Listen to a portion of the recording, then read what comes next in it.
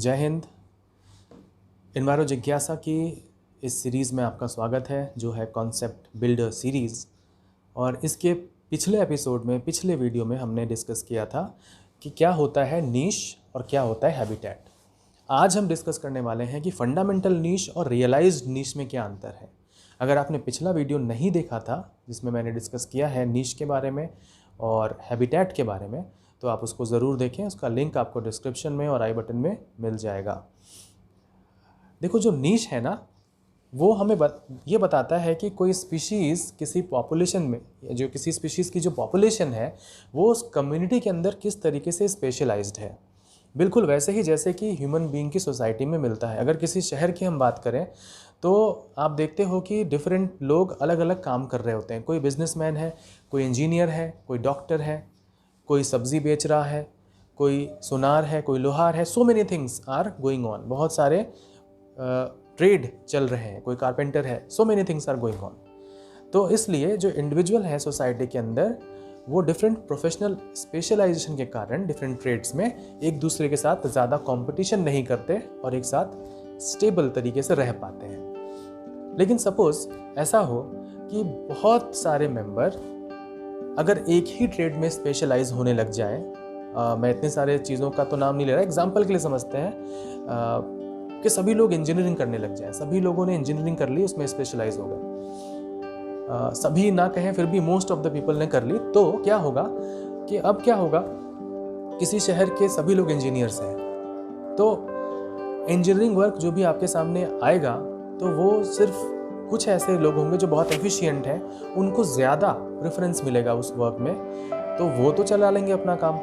लेकिन जो less efficient engineers होंगे उनका क्या होगा? तो या तो उनको वो शहर छोड़कर चले जाना पड़ेगा या तो अपना ट्रेड बदल देना पड़ेगा। अब वो इंजीनियरिंग छोड़ के कुछ और काम करने लग जाए। ठीक है, ये दोनों चीज़ें होंगी। अब इस एनालॉजी को मैं क्यों यहाँ यूज़ कर रहा हूँ, ऐसा ही स्पीशीज़ के साथ भी होता है।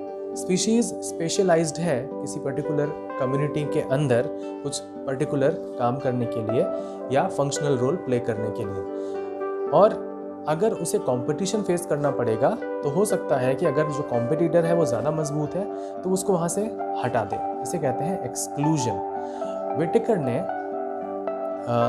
एक बात, ये 3 स्टेटमेंट्स दिए, ये बताए, और उन्होंने बताया था कि जो इम्पॉर्टेंट चीज़ें मैं इसमें बता रहा हूँ आपको, कि जो स्टेबल कम्युनिटी होती है उसके अंदर अगर 2 स्पीशीज़ ऐसी हैं जो सेम निश में रह रही हैं, तो क्योंकि उनकी रिक्वायरमेंट्स सेम है, वो सेम तरीके से फूड या शेल्टर के लिए कॉम्पीट कर रहे हैं एक ही जगह पर, तो एक ना एक उसमें से एक्सटिंक्ट हो जाएगा, ख़त्म हो जाएगा, चला जाएगा। या तो वो माइग्रेट कर जाए या तो एक्सटिंक्ट हो जाए वहाँ से।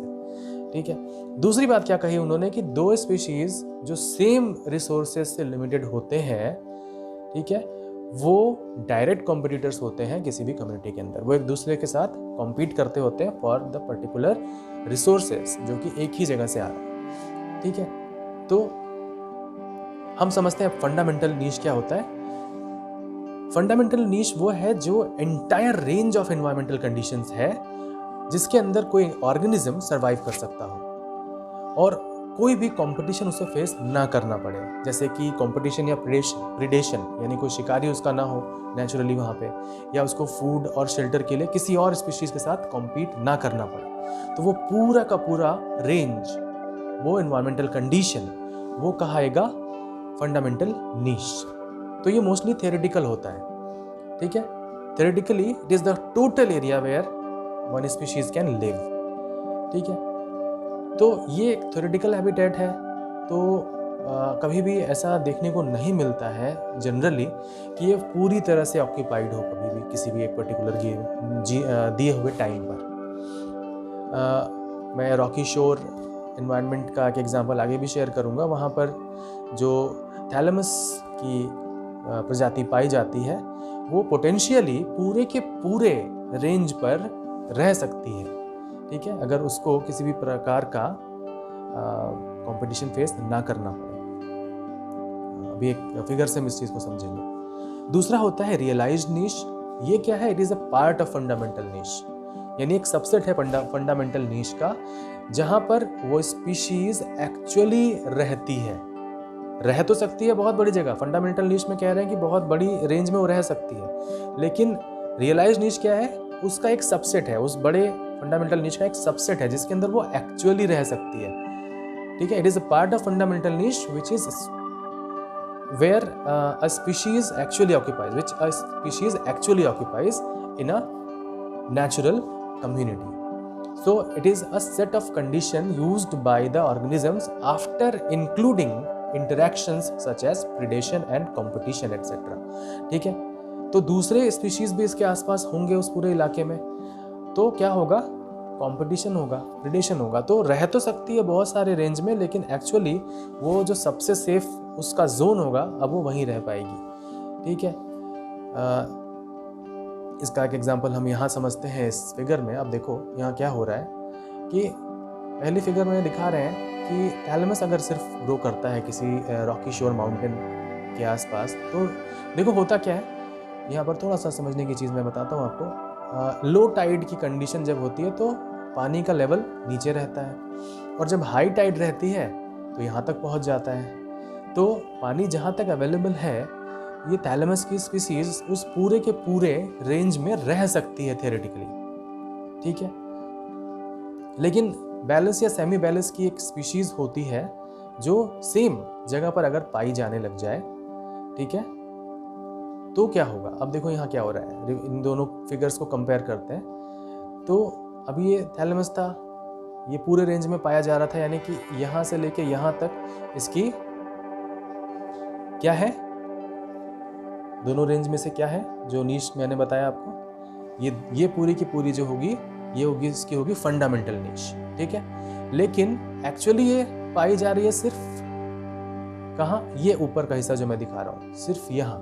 कब, जब यहाँ पर इसको कंपटीशन मिल रहा है सेमी बैलेंस की स्पीशीज के प्रेजेंस में। तो अगर सेमी बैलेंस यहाँ प्रेजेंट हो गया, जो नीले रंग में आपको दिखाया जा रहा है, तो ये लो टाइड एरिया को ऑक्यूपाई कर लेता है, और अल्टीमेटली जो थैलेमस की स्पीशीज थी जो कि पूरे के पूरे रेंज में रह सकती थी, अब उसको सिर्फ ऊपर हाई टाइड वाले जोन में अपने आप को रखना पड़ रहा है।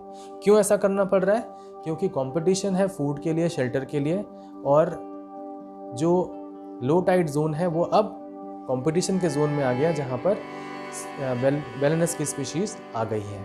ठीक है, तो ये देखो यहाँ पर एक फिगर में एक साथ दिखा रहे हैं इसको। थैलेमस की जो स्पीशीज है जिसको ब्राउन कलर में शो किया गया है, वो एक्चुअली रह सकती है पूरे के पूरे एंटायर जोन में। आप यहाँ देख रहे हो कि ये पूरा का पूरा ऑक्यूपाई कर सकता था एक्चुअली, यानी इसका ये क्या हुआ, फंडामेंटल नीश। ठीक है, लेकिन जब बैलेनस की स्पीशीज प्रेजेंट हो जाती है, दूसरी प्रजाति वहां पर आ जाती है जिसको हम नीले रंग से दिखा रहे हैं ये, तो लो टाइड जोन को ये ऑक्यूपाई कर लेती है और कंपटीशन होता है, और अल्टीमेटली ये जो अपनी थैलेमस की स्पीशीज है ये अब हाई टाइड जोन तक सीमित रह जाती है। तो रह तो ये पूरे जोन में सकती थी, लेकिन अब इस कंपटीशन की वजह से इसको इतनी ही जगह में संतोष करना पड़ रहा है। ये हो गया इसका रियलाइज्ड निश, और रियलाइज्ड निश फॉर बैलेंस हो गया ये लो टाइड जोन। ठीक है, तो हाई टाइड जोन का छोटा सा हिस्सा ये रियलाइज्ड निश है थैलेमस के लिए, और ये जो यहाँ पर इसमें दिखाया गया उसे, ये पूरा जोन जो है वो बैलेंस के लिए रियलाइज्ड निश है। बात समझ में आ गई है? अगर अभी भी नहीं आई तो देखते हैं एक और छोटा सा ग्राफ, यहाँ पे आपको समझ में आएगा। तो देखो यहाँ पर एक स्पीशीज को दिखाया गया है आपको, स्पीशीज जी को, बीच में आप देख रहे हो जी स्पीशीज है ये, और उसके आसपास ये सभी जो ए बी सी डी ये सभी जो दिखाई जा रही है ना, ये एक्चुअली स्पीशीज ही हैं अलग अलग। ठीक है, तो जो जी स्पीशीज है उसके लिए ये पूरा हिस्सा, ठीक है, ये पूरा का पूरा हिस्सा क्या है उसका, फंडामेंटल नीश। कौन सा हिस्सा, जहां तक उसका फैलाव आपको दिख रहा है। फंडामेंटल नीश को हम स्ट्रिपल्ड एंड क्रॉस हैज्ड पोजीशन में दिखा रहे हैं। ये पूरा का पूरा जो आपको दिख रहा है ना, ये पूरा ये हो गया क्या, इसका फंडामेंटल नीश। किसका, स्पीशीज जी का। और फिर उसका जो रियलाइज्ड निश है, जो क्रॉस्ड हेज्ड है, ये सारा का सारा जितने में ये फिर अंदर एक्चुअली रह रहा है, क्रॉस्ड हेज्ड जो इलाका आपको नज़र आ रहा है, ये इसका सबसेट है, फंडामेंटल नीश का सबसेट है। और इसी को हम कह रहे हैं क्या, रियलाइज्ड नीश। ठीक है, क्योंकि कंपटीशन है बाकी की बाकी जो A to F आप स्पीशीज़ देख रहे हो, उनके कंपटीशन की वजह से वो भी उस इलाके में पाई जा रही हैं पूरे, तो उनके कंपटीशन की वजह से अब इसको सिर्फ उतने ही इलाके में रहने का अवसर मिल रहा है, इसलिए वो हो गई उसकी रियलाइज्ड नीश। तो फंडामेंटल नीश और रियलाइज्ड नीश के बीच में ये अंतर था। और कोई भी कन्फ्यूज़न हो तो कमेंट में बताइए, और कोई सजेशन हो तो वो भी बताइए। Thank you very much. फिर मिलेंगे एनवायरो जिज्ञासा की अगली कड़ी में। अगर आपने इस चैनल को अभी तक सब्सक्राइब नहीं किया है और आपको वीडियो पसंद आया है तो इसे लाइक कर दें और सब्सक्राइब भी कर दें। Thank you very much. कह सकते हैं कि जो टोटल रेंज होगा एनवायरनमेंट का या एनवायरमेंटल कंडीशन का, जो सूटेबल है एग्जिस्टेंस के लिए बिना किसी खास तरह के हिंड्रेंस के किसी पर्टिकुलर स्पीशीज़ के लिए, यानी कि एग्जिस्टेंस हो उस पर्टिकुलर स्पीशीज़ का बिना किसी कंपटीशन के या प्रेडेशन के। कौन करेगा ये, अदर स्पीशीज़। तो अदर स्पीशीज़ वहाँ पर नहीं है कंपटीशन करने के लिए या प्रेडेशन करने के लिए, तो उस पूरे के पूरे नीश को हम कहेंगे फंडामेंटल नीश।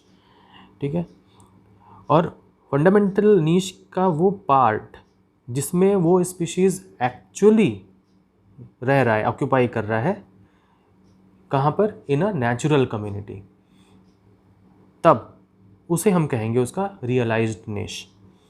ठीक है, रह तो यहाँ तक सकता है कंपटीशन प्रेडेशन ना हो तो, लेकिन एक्चुअली उस एरिया का एक सर्टेन पोर्शन ही वो ऑक्यूपाई कर पाएगा इन नेचुरल कंडीशंस जहाँ पर प्रेडेशन और कंपटीशन मौजूद होगा, तो उसे हम बोलेंगे रियलाइज्ड नीश। और देखा जा रहा है, सीधी सीधी बात है कि जो रियलाइज्ड नीश है वो एक्चुअली फंडामेंटल नीश से छोटा है, क्योंकि यहाँ पर कॉम्पिटिटिव इन्फ्लुएंस है दूसरे स्पीशीज़ का। ठीक है, आप देख सकते हो इस वाले फिगर में, अगर मैं फिगर 1 बोलूँ, इसको फिगर 2 बोलूँ, तो फिगर 2 में आप देख सकते हो कि कॉम्पिटिटिव इन्फ्लुएंस दिख रहा है दूसरे स्पीशीज़ का, है ना।